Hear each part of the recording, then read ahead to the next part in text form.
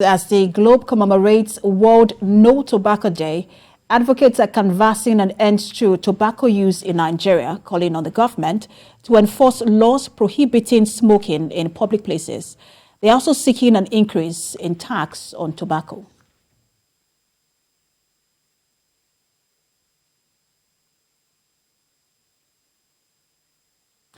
And joining me now via Zoom to discuss this matter is the chairman, Nigeria Tobacco Control Alliance, Akinbode Oluwafemi. Good to have you join us. Good day.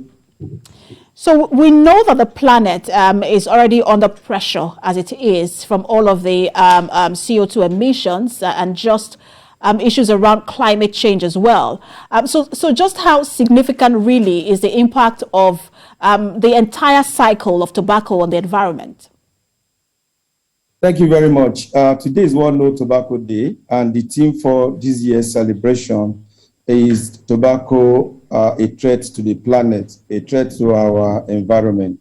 And this theme is very instructive because in the entire process of tobacco, from farming to manufacturing to consuming, it impacts on the planet, it impacts on human beings. Tobacco, as we all know, kills about 8 million people globally, and about 1.2 of that figure are actually second-hand smokers. But beyond that is the fact that when you look at the processes, as I've said earlier, be it tobacco farming, about 200 hectares of land are degraded annually to cultivate tobacco.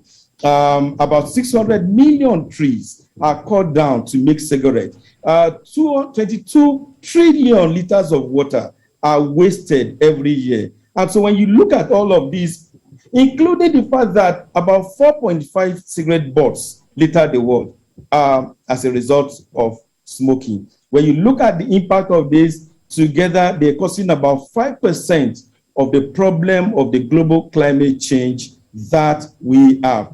Eating up the planet, the tobacco industry alone contributes 84 million tons of CO2 emission, thereby exacerbating the climate change problem we've had. And the question has been that why have they been able to evade responsibility? We go to the climate change meeting, we talk of energy transition, we talk about fossil fuel, we talk about the big agriculture. But significantly today is that we are now calling on governments around the world. And exactly where I was going as Mr. Oluwafemi, because you just reeled out some of the challenges that come with tobacco, just the entire cycle, from cultivation to production, and even the smoking itself. But because we see that some of these tobacco companies sort of pose their products as environmental friendly products. And you also rightly noted that we've been to several conferences where we call out, players in the aviation sector. We talk about the oil and gas companies as well, but no one really talks about the tobacco companies. Shouldn't we be holding them accountable, and what exactly should we be doing to hold them accountable?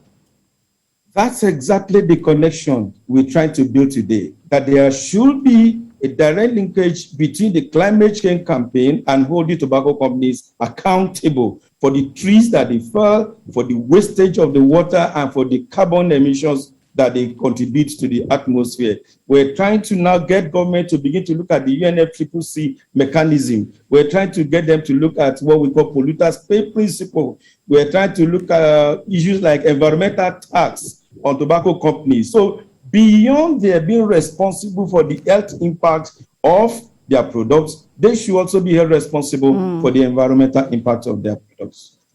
Absolutely. I will continue to follow this conversation. I don't think one day is enough for this conversation, but thank you for bringing light to it. Chairman, Nigeria Tobacco Control Alliance, Akinbode Oluwafemi. Thank you so much.